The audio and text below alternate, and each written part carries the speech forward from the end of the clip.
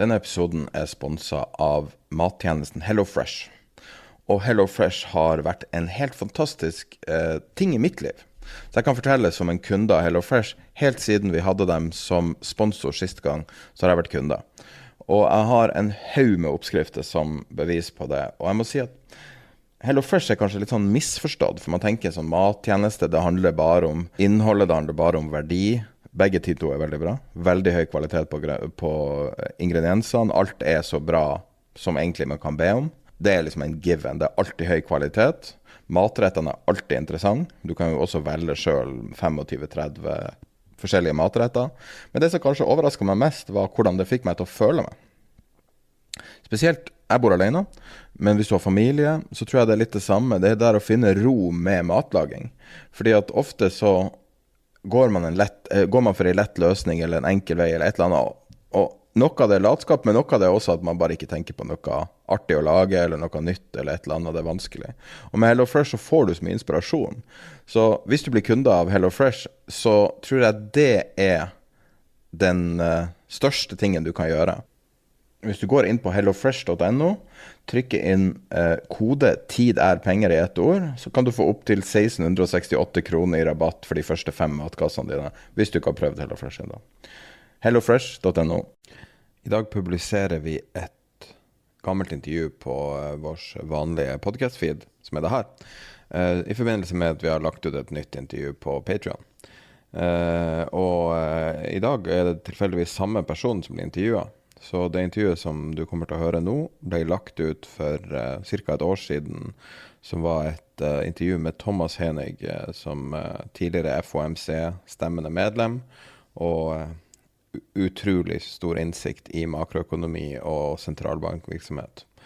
I det intervjuet som vi nettopp la ut, som i går på Patreon, så kommer det mer tydelig fram hva han forventer om tingene fremover nå, mens i det intervjuet som er lagt ut i dag, som du sitter og hører på nå, så skal vi snakke litt mer om hvordan sentralbanker faktisk fungerer. Så her hopper rett inn i hvordan introen var for om lag et år siden. Da har jeg nettopp gjennomført intervju med vår, hva vi kaller den, friend of the pod. Tidligere sentralbanksjef, eller tidligere stemmende FOMC-medlem, som kan gi oss perspektiver som vi ikke klarer å nødvendigvis få selv. Thomas Hoenig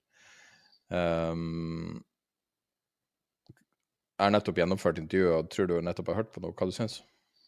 Jeg synes det var kjempebra, bare for å clarify hans rolle. Altså her snakker vi om et medlem i rentekomiteen, altså tidligere medlem i rentekomiteen til den amerikanske sentralbank, og relevansen av dette er jo i forbindelse med at de satte opp renten med 0,75 basispunkter for andre gang i år, og det har vel ikke skjedd på, du sier det mens du snakker med han, jeg husker ikke hvor langt. Jeg tror det var 1980. 1980. Og jeg hørte nå intervjuet, og jeg synes det er jo kjempeinteressant, og ene er at han bekrefter egentlig synspunkter vi har hatt på nettopp dette med, altså han bekrefter jo rett ut at sentralbanken har ligget bakpå når det gjelder, altså langt bak når det gjelder denne bølgen av inflasjon som vi har fått nå. Men også litt grann om beslutningsprosessen, men mest interessant synes jeg er at han gjør det på en så grundig og pedagogisk måte, som jeg føler så til og med forsøkt å forklare en del av disse mekanismene og du også for så vidt i episoder som vi har hatt, så føler jeg at han er et godt nivå over oss når det gjelder å kunne forklare ting, forklare dette pedagogisk. Og jeg tror at den pedagogiske forklaringen gir innsikt, altså den tilfører noe, den tilfører lytterne kunnskap om hva det er som faktisk foregår, og at ikke minst at det som de legger vekt på er flytende. Med andre ord, det er ikke, i øyeblikket er det jo inflasjon fordi de er så langt bakpå, men det kan lett forandre seg. Altså, vi har jo blant annet effektene på arbeidsmarkedet som kan dukke opp. Boligmarkedet, ikke minst aksjemarkedet, som nåværende Fed-president Powell ble rett og slett tvunget til å ta hensyn til av forrige president. Som betyr at det er ikke en enkel innsatsfaktor som bestemmer hva de gjør. Det er mer komplekst enn det, og det har jeg for så vidt trodd, fordi hadde dette vært enkelt, så hadde ikke sentralbanken bommet så mange ganger som de har gjort på bruken, eller på å forsøke å mikromanage inflasjon. Og hvis jeg kan ta en ting til, så var det jo interessant hvor han sier at disse renteendringene, eller renteøkningene, så de rammer middelklassen først og fremst, og ikke de rikeste. Og nok en gang så har vi et myndighetstiltak som rammer middelklassen, og det er samme som skjer i Norge, hvor middelklassen rammes når egentlig intensjonen er en annen. Supert. Men skal vi gå i gang med intervjuet da, like fort? Jeg kan også si at han var teknisk sett sentralbanksjef som en del av FOMC-komiteen. Han var vel leder for, jeg tror det var Kansas City Fed. Så jeg synes ikke det er feil å kalle han sentralbanksjef i den grunn. Nei, altså det er jo FMC som stemmer over rentesettingen. Altså FMC Board. Styret som stemmer over rentesettingen, så det er jo en fair, altså han er jo sjef på den måten at han har... Han var sjef for én sentralbank, men ikke sentralbanken. Ja, det er ganske vanskelig å titulere han, korrekt? Ja, på norsk. Ikke så vanskelig på engelsk, men på norsk er jeg enig. Men jeg tror alle rett og slett vil sette pris på å høre denne pedagogiske forklaringen, og de lange resonnementene som man får lov å avgi på spørsmålene som du gir. Han gir jo enda lengre resonnementer enn det jeg gjør, men jeg må jo si at jeg tar av meg hatten for pedagogikken, altså hans evne til å gjøre lytteren, eller gjøre det forståelig for lytteren. Supert. Da går vi i gang med å hoppe rett inn i svaret på første spørsmålet, som er hans perspektiver for det som har skjedd det siste året, det siste kvartalet og det siste døgnet, var det som var spørsmålet. Så her har han svar på det, og så går vi rett inn i samtalen videre fra det. Well, I can give it a stab, as they say, and I guess I would start with the last year. I think that number one, Congress, and number two, the Federal Reserve of the United States did not exercise the kind of discipline that would have been necessary to avoid both this asset inflation that we've experienced and this price inflation that we've experienced over the last year. There had been pretty substantial monetary policy expansion since before, actually, the pandemic in the United States hit, and then it was doubled at the time of the pandemic. The economy, while it was still under stress, had returned much more quickly out of recession. And actually the summer of 2020, and for sure the late summer of 2020 and on, and yet the Federal Reserve pursued a policy of very crisis-oriented money growth, continuing its $120 billion of purchases every month throughout the year 2020 and 2021. Slowed a little bit in terms of expansion from January to March 2022. So it was still a very expansionary economy just until March of 2022, very recently. At the same time, the government passed, 3 big spending bills from March 2020, and then again late 2020, and then again in the spring of 2021, and that had a kind of a element to it that ran several months. That is, direct payments to those who were unemployed, supplemental payments to those who were employed, even making good incomes. And so the spending was pretty aggressive for the government over that 2021 period. I think the Federal Reserve knew, because of the comments that the chairman made in the fall of 2021, that they were behind the curve on inflation, and yet they did nothing about it. And there's all kinds of speculations as to why. I don't know all the reasons, but certainly I think they knew that they were extending policy beyond its need. The outcome of that then was pretty significant inflation, more than anyone expected, certainly the Federal Reserve, and certainly many within the White House and the Treasury. So when you have that 9% inflation, and then at that point, real interest rates significantly negative in the United States, and for that matter, even more so in Europe, I suppose.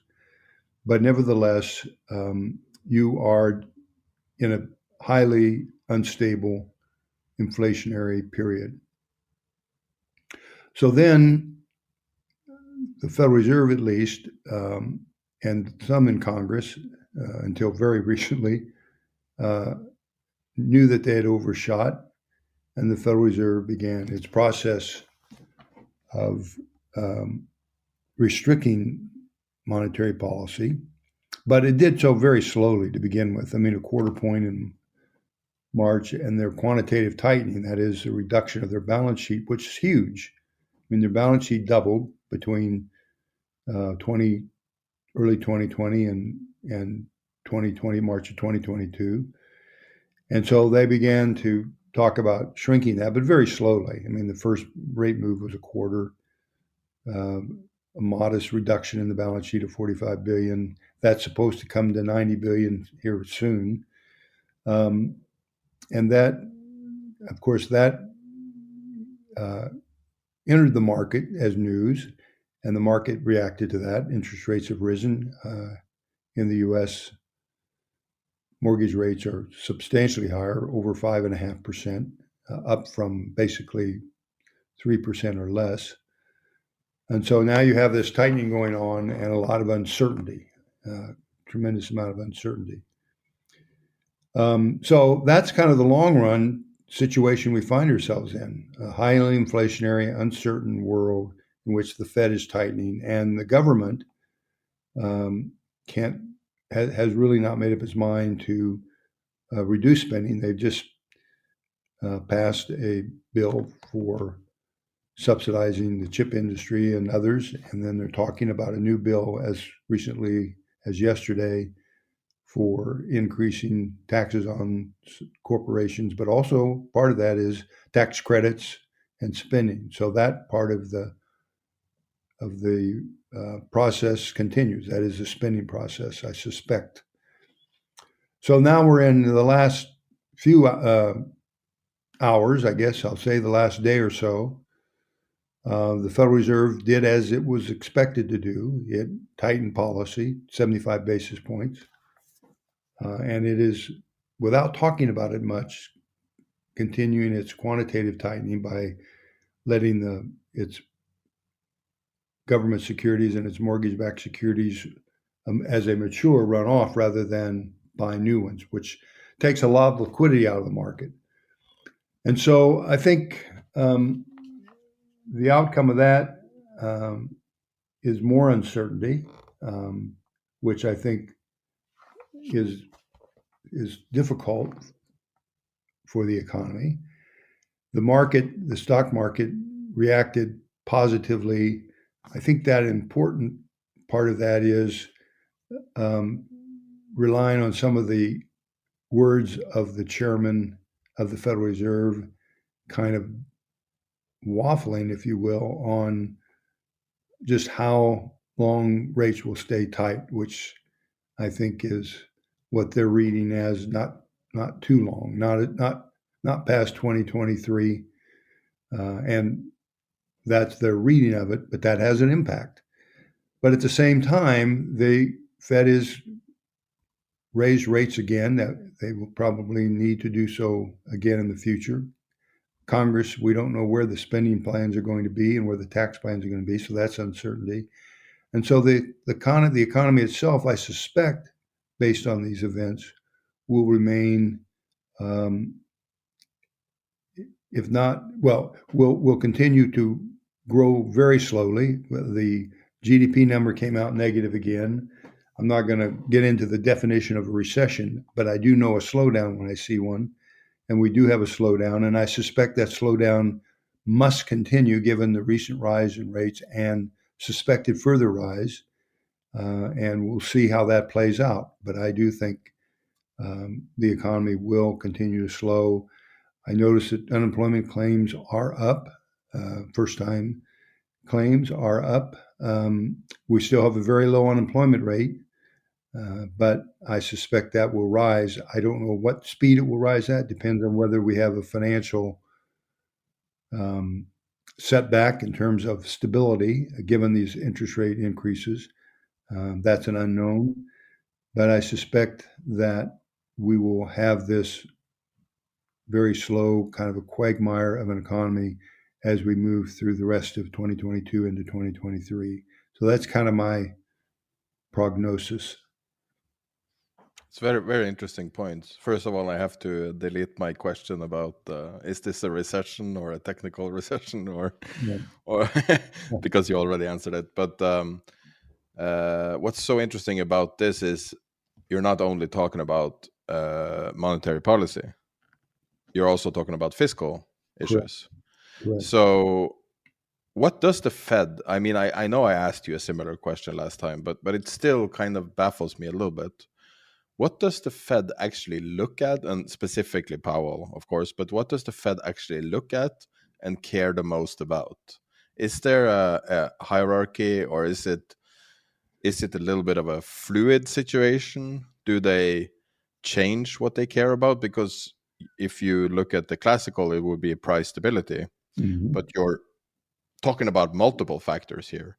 And when you talk about unemployment rate, you can't forget about participation rate, which is very low now. So is it possible to answer what does the Fed look at, or does it attempt to look at everything? Is that really the issue? I think the Fed looks at whatever the pressure point is on them most. And by that, I mean, in the pandemic, when unemployment was rising very quickly, they let all stops out, and they looked at the unemployment, and they wanted to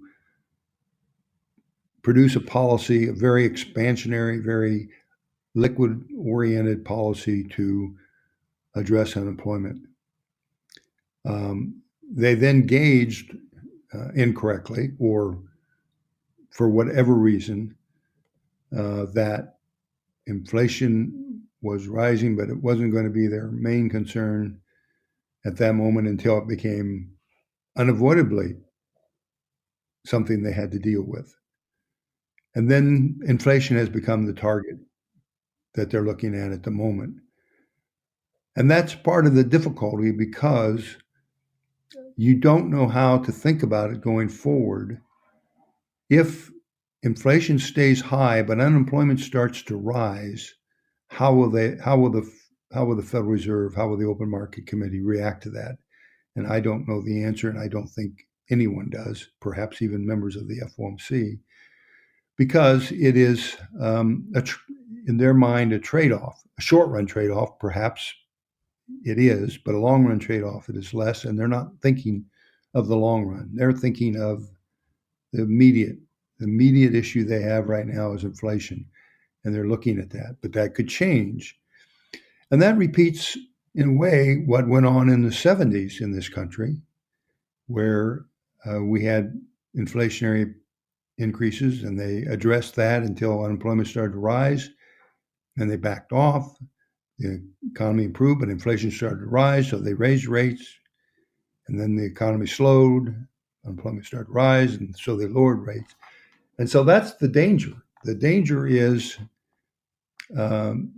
whether they are steadfast to bring inflation down much more close to their 2% target, or whether they will be satisfied with something less than that if the unemployment numbers start to rise. So it's not a fixed target, and that's what I think we all have to realize. Is it just general stability is their sort of measure, sort of this, like you said, you don't know exactly what it is, but you know it when you see it? Is it that kind of a approach they have? Well, I don't know that it is. I mean, stability would be another factor if by tightening as aggressively they were to cause financial instability, the banks start to feel the pressure and begin to draw back or begin to show losses and so forth, and people become concerned about that. Those are things that could, in fact, influence their actions. But at the moment, it's primarily the shorter run trade-off between inflation and unemployment. And right now, inflation's the target. And I think Jay Powell said yesterday that he feels confident that the financial industry is prepared to deal with any of the effects of their tightening without too much difficulty, which is a pretty confident statement on his part, but only time will tell if it's an accurate statement. In the last month, 2 months, there's been more and more talk about Fed's indicators and the fact that the Fed are using a lot of lagging indicators. I guess that's kind of because of Jay Powell has mentioned it, so he's brought it out. But furthermore, the decisions that are made the results are somewhat lagging, even though you get an immediate market response. The actual results take time. Yes. Is this a legit problem, or is it more of kind of an excuse for trying to sort of excuse away a recession? Well, it's probably a combination. There is an excuse element to this. You can't, to miss the inflation outbreak to the degree it did, is hard to explain. Many people, professional individuals, were concerned about inflation well before the Federal Reserve began to take action. There's no avoiding that fact. At the same time, going forward, though, thinking forward from here, it is a reasonably accepted, perhaps universally accepted, I don't know, people might differ, but view and understanding, research supported, that policy, especially monetary policy, more so even than fiscal policy, acts with long and variable lags. And so the actions that have been taken, I think, are just beginning to have their place. And so this most recent 0.75% increase in the policy rate will have effects that won't actually finish until after the first of next year. And so they have to be mindful of that. But at the same time, since inflation is so high, they can't just pretend that they don't need to do more as we move through the rest of this year. And getting that balance right will be a significant challenge for the Open Market Committee. And that's why I think they also said we're not going to give guidance. You can't give guidance when you don't have a clear view. And I think that's why they want to be a little more cautious in their forward predictions. So that's what I think is going on. They're trying to get away from trying to predict something that they're not able to. If you were in Powell's shoes now, or 12 months ago, rates were at the all-time low, and if you're able to avoid sort of 2020 hindsight fallacy, I guess that's not possible, of course, but what would you have done differently, or would you have acted similarly to Powell?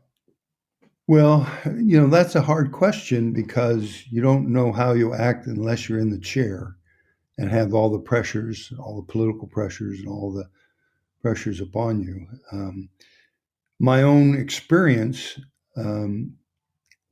would have suggested that I would have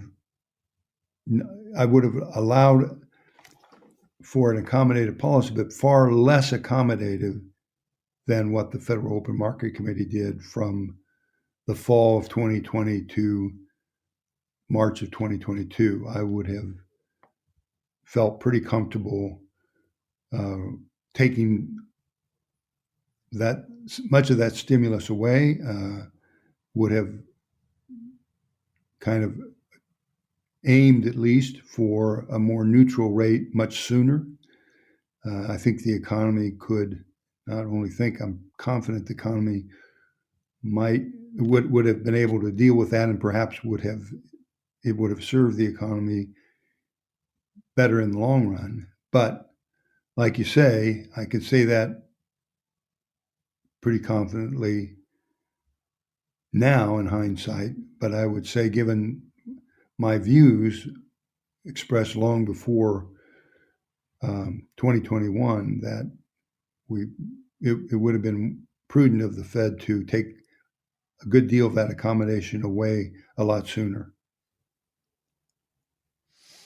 When it comes to inflation, this is potentially a very stupid question, but I've talked to other macroeconomists that don't agree with the premise of the question. But regardless, does it really matter what is the cause of inflation? So if it's supply or demand or whatever cause, inflation, in my view, is inflation. Prices are going up and are having all kinds of cascading effects. Also, second part of the question is, are we sure what has caused this latest bout of inflation? Is it the stimulus checks? Is it the extra spending during COVID? Is it QE finally? Like, do we actually know what is the trigger, the cause, and does it even matter?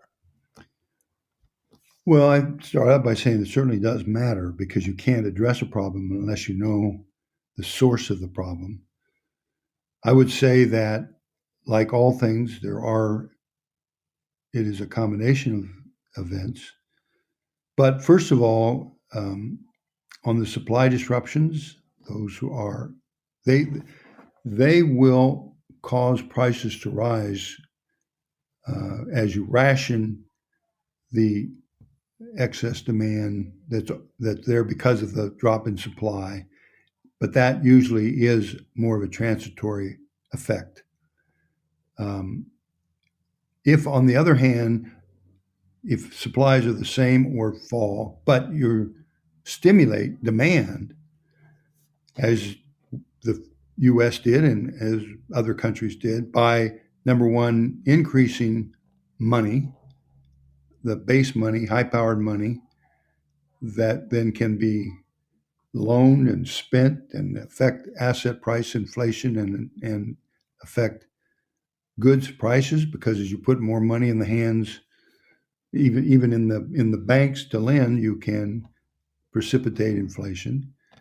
And then if your government, with all good intentions, create additional demand through the spending by transferring money directly into the hands of the consumer or business or both, then you continue that stimulus past the adjustment in the supply disruptions and create an ongoing inflationary problem, which is what happened in the United States and to some extent, I think, globally.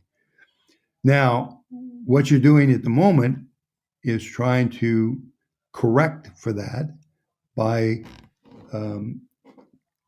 shrinking demand, by removing the stimulus in terms of the money policy.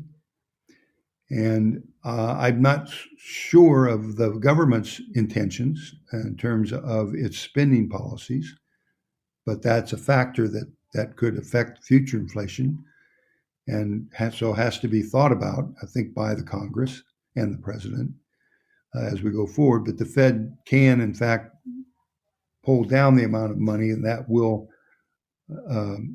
serve to constrain demand to some extent. Now, remember, the Federal Reserve also was a contributor to the inflation because when the government increased its spending, it did not increase its taxes.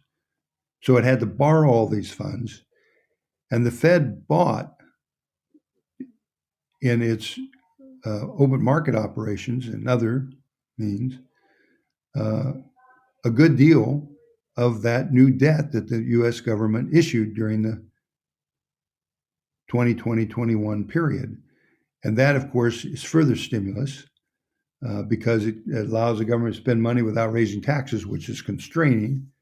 And therefore, you actually can accelerate the inflationary impulse that spending created and that money creation created. And that's why I think it surprised people that inflation went up so quickly, so high.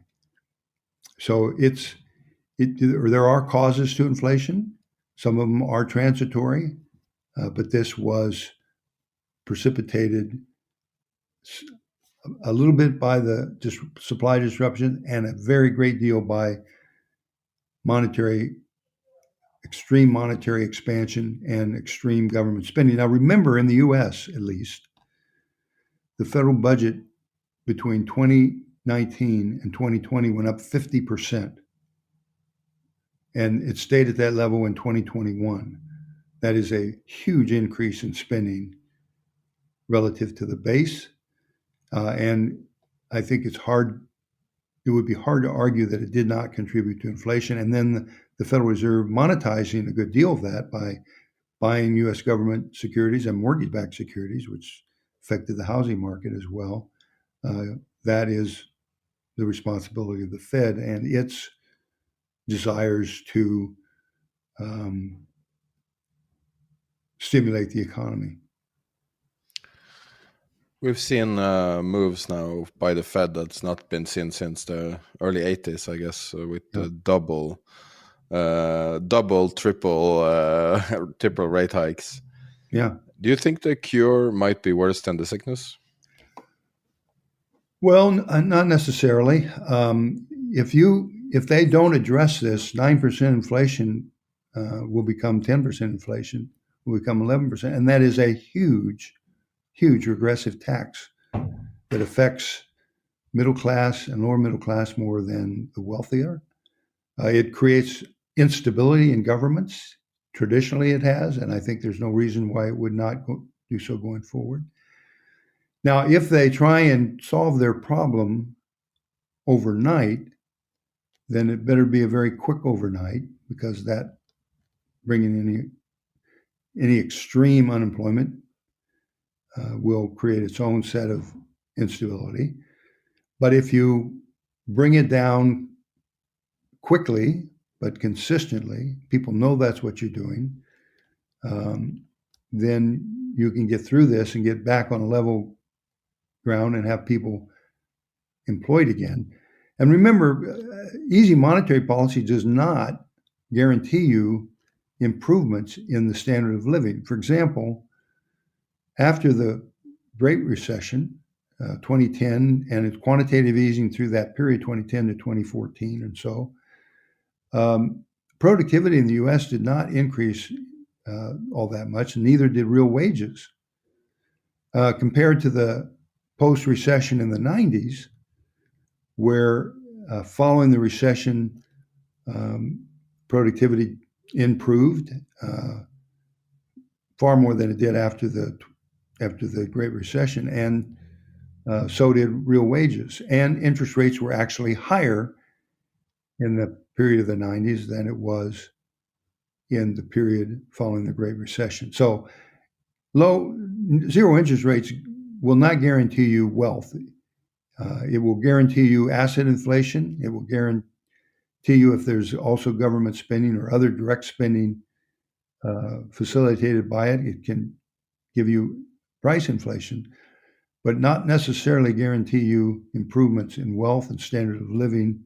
And remember, zero interest rates created a worsening of the income distribution in the United States over that period, and that also created a great deal of unsettled. It unsettled the public more than I think people are willing to admit. On sort of an extension of what you just said, considering Powell's previous de facto boss was very into the stock market and used the stock market as a direct gauge of how well he considered the Fed to be operating. Do you think this has had a lasting impact on Powell? Do you think he now, because normally you don't consider that a central bank manager really cares about the stock market? Right. Do you think Powell is different? Does he care about the Dow Jones index still? Well, I don't know the answer to that. I given the actions they took, it would suggest they do care, but I don't know what other factors. Like I said, the unemployment rate may have been another factor that bothered him more than the stock market. So that's not something I can answer. Only Powell can answer that question, I'm afraid. So you don't, yeah, I understand. So commodity prices are now down. Yeah. We see a bunch of inflationary pressures that are easing. We see a bunch of signs that, at the very least, inflation appears to be peaking.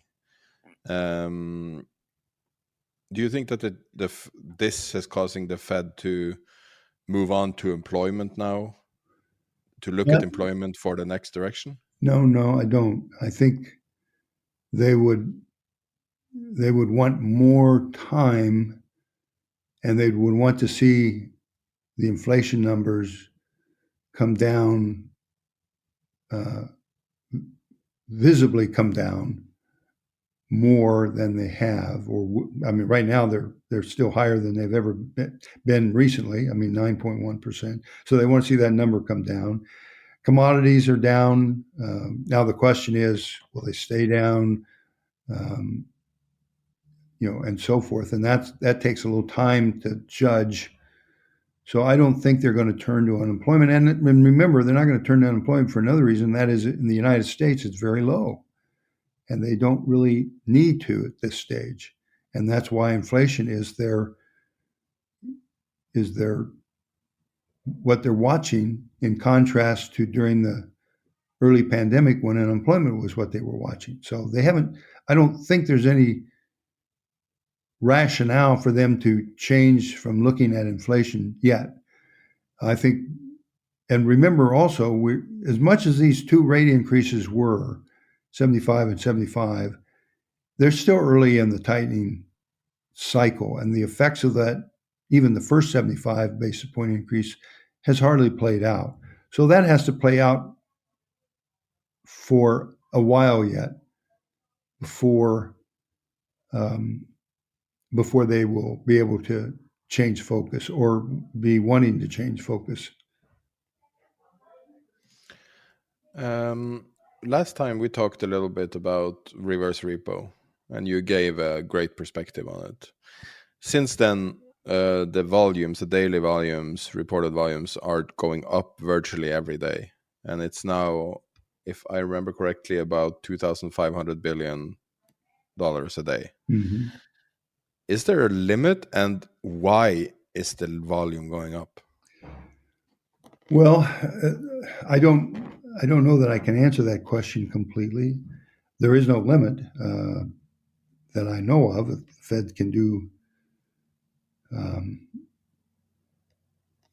can pretty much, I guess, take money out at that rate. I think one of the reasons that it's going up is they're trying to manage that interest rate, and the one way you do that is through the reverse repo, and that's what's like a safety valve, kind of. Yeah, it's kind of the back side of the policy where you can fine tune it more easily through the reverse repo, and that's probably what they're doing at the desk. Is that partially because fewer people are watching the reverse repo than other things they're doing? So they can sort of operate more? No, people are watching the interest rate, and that's what they're managing, and they use a reverse repo to help them manage the interest rate. Is be my take on that. Others might have a different take on it and may have better information than me. I don't know. But it's primarily managed interest rates, I think. Just one final question. Sure. I'm gonna let you go about your day. In my perspective and many people's perspective, banks appear to be very strong now compared to other downturns where we've had much weaker bank sectors. But in your perspective, how strong are banks really? Well, I think they are. When people say they're better than they were, that's a fair statement when you think about it. I mean, they were very poorly capitalized at the Great Recession. And they are better. Now, when they report 14% capital, they're talking risk-weighted assets.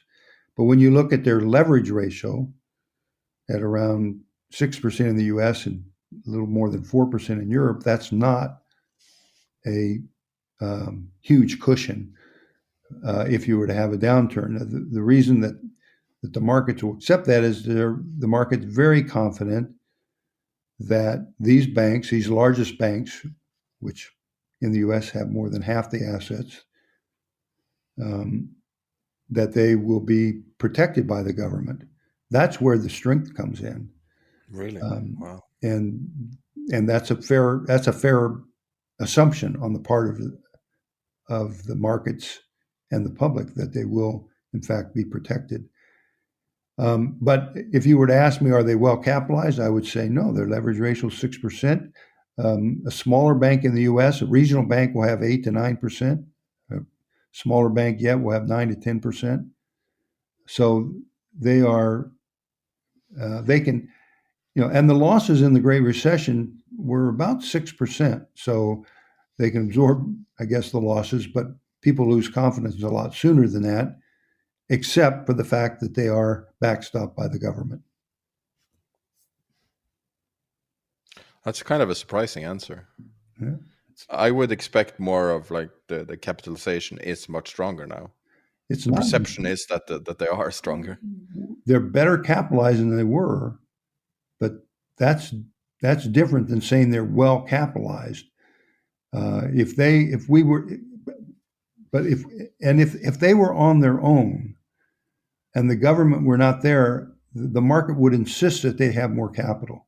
But they are protected, and therefore 6% appears to be a strong number.